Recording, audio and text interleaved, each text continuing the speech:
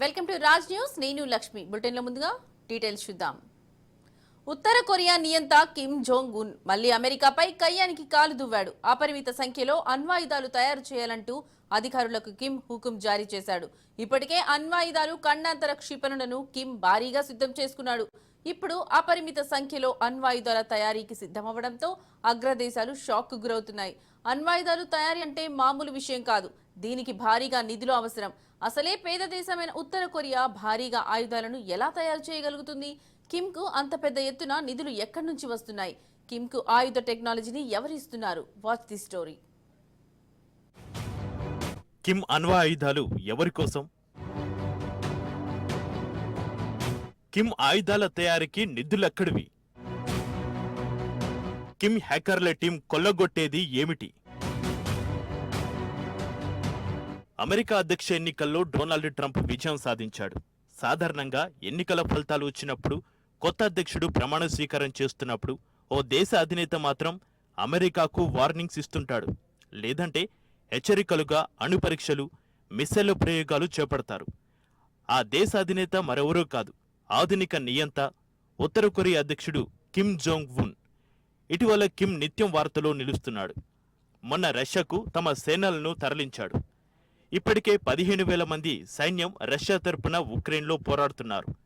మొత్తం 1,00,000 మంది సైన్యాన్ని విడతల వారీగా పంపించేందుకు ప్లాన్ చేశాడు. ఇప్పటికే భారీగా ఆయుధాలను రష్యాకు Kim పంపుతున్నాడు.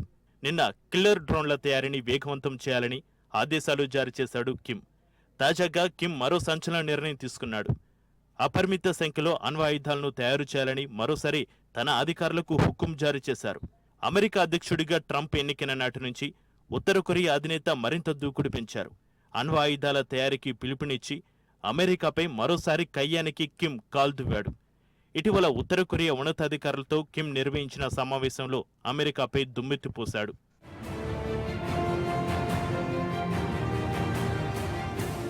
North Atlantic Treaty Organisation NATO తరహాలో జపాన్, దక్షిణ ఆసియా దేశాలను కలిపి ఓ మిలిటరీ కూటమి ఏర్పాటు చేయాలని అమెరికా యోచిస్తోంది. ఈ ఆలోచనలు కిమ్ తాజాగా తప్పుబట్టాడు. దక్షిణ కొరియా అణ్వస్త్రాల వ్యూహాలకు అమెరికా సహకరించడంపై ఆగ్రహం వ్యక్తం చేశాడు. అంతేకాకుండా ఉక్రెయిన్ యుద్ధంలో కివ్కు అమెరికా సహకరించడమేంటంటూ కిమ్ నిలదీశాడు. మాస్కోను అణచివేయడానికి ఉక్రెయిన్ను పావుగా పశ్చిమ దేశాలు వాడుకుంటున్నాయని కిమ్ విమర్శించాడు. అమెరికా తన కీర్తిని పెంచుకోవడానికి ఉక్రెయిన్ యుద్ధాన్ని ఆయుధంగా వాడుకుంటుందని కిమ్ ఆరోపించాడు. అయితే రష్యాను తాను చేస్తున్న సహాయంపై మాత్రం కిమ్ ఒక్క మాట కూడా మాట్లాడలేదు. అమెరికా తీరుపై మండిపడుతున్న కిమ్ ఆ దేశంపై దాడికి అవసరమైన శక్తి సామర్థ్యాలను పెంచుకునేందుకు యత్నిస్తున్నాడు. అందులో భాగంగానే అణ్వాయుధాలను తయారు చేయాలని తమ అధికారులకు ఆదేశాలను జారీ చేశాడు. నిజానికి ఉత్తర కొరియా అణుపరీక్షలు నిర్వహించే అవకాశం ఉందని 2 వారాల క్రితమే సియోల్కు చెందిన ఇంటెలిజెన్స్ నివేదికలు ఇచ్చింది. ఈ నేపథ్యంలోనే అపరిమిత సంఖ్యలో అణ్వాయుధాల తయారీకి ఆదేశాలు జారీ చేశాడు. తాజాగా కిమ్ ప్రకటనతో కొరియా ద్వీపకల్పంలో మరింత ఉధృత పరిస్థితులు రాజేసినట్టు అయింది. కిమ్ మాత్రం ఆయుధ పరీక్షల్లోనే నిత్యం గడుపుతున్నాడు.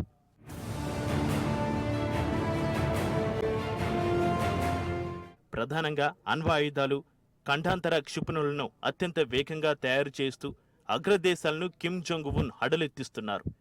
ప్రపంచంలోనే అత్యంత శక్తివంతమైన ఆయుధ సామర్థ్యం ఉండడమే అంతిమ లక్ష్యంగా చెబుతున్నాడు. ఇప్పుడు అపరిమిత సంఖ్యలో అణ్వాయుధాల తయారీకి పిలుపునివ్వడంతో ప్రపంచం ఉలిక్కి పడుతుంది. నిజానికి 2017 తర్వాత 5 ఏళ్ల పాటు కిమ్ ఎలాంటి అణుపరీక్షలకు పూనుకోలేదు. కానీ 2022 తర్వాత ప్రయోగాలను కిమ్ ముమ్మరం చేశారు. అమెరికా అధ్యక్ష ఎన్నికలకు ముందు రోజే, అంటే నవంబర్ 4న కిమ్ అణుపరీక్షలను నిర్వహించినట్టు దక్షిణ కొరియా వెల్లడించింది.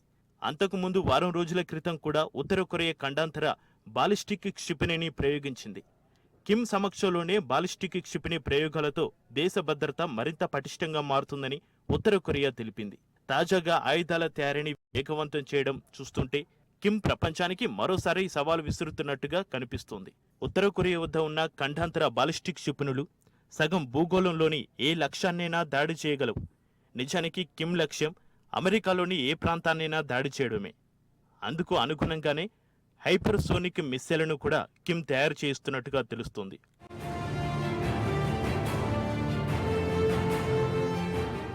ప్రపంచంలోని అత్యంత పేద దేశం ఉత్తర కొరియా. అలాంటి దేశం అడ్వాన్స్డ్ టెక్నాలజీ ఆయుధాలను ఎలా తయారు చేయగలుగుతుంది అన్న ప్రశ్న ప్రపంచవ్యాప్తంగా వ్యక్తమవుతుంది. అంతేకాకుండా అంతర్జాతీయ ఆంక్షలను ఉత్తర కొరియా ఎదుర్కొంటుంది. అణు పరీక్షల నిర్వహణకు ఎవరు సహకరిస్తున్నారు అంటూ అమెరికా ఆరా తీస్తోంది. ఉత్తర కొరియాకు ఇరాన్ ద్వారా సాంకేతిక పరిజ్ఞానం అందే అవకాశం ఉంది. పశ్చిమ దేశాలను తీవ్రంగా వ్యతిరేకించే ఇరాన్ ఏకాంత దేశానికి సాయం చేసి ఉండొచ్చన్న అనుమానాలు వ్యక్తమవుతున్నాయి.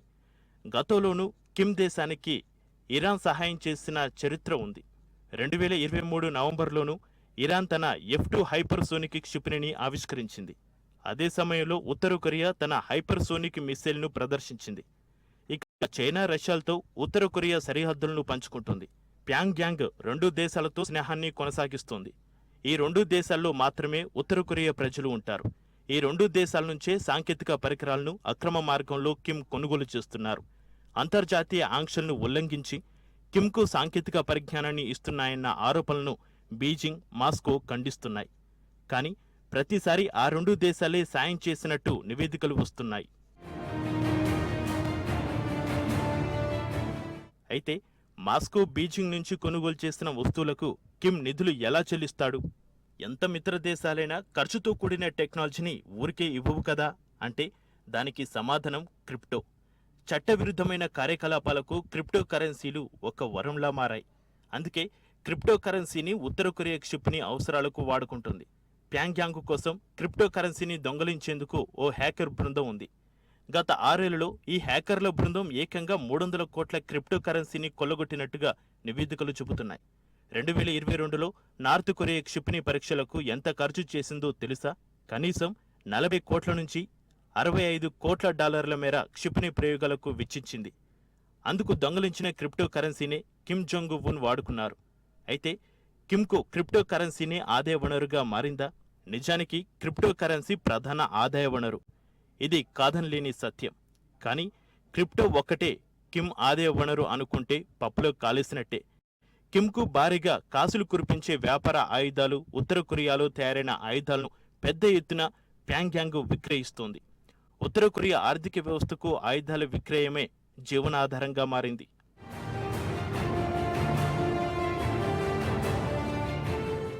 క్షిపణులను ఇటీవల కాలంలో రష్యాకు పెద్ద ఎత్తున ఉత్తర కొరియా విక్రయించినట్టుగా తెలుస్తోంది. బదులుగా ఆహారాన్ని కిమ్ అందుకుంటున్నాడు. కిమ్ పంపిన ఆ ఆయుధాలను ఉక్రెయిన్ యుద్ధంలో రష్యా పెద్ద ఎత్తున వినియోగిస్తుంది. ఈ విషయాన్ని ఉక్రెయిన్ కూడా నిర్ధారించింది.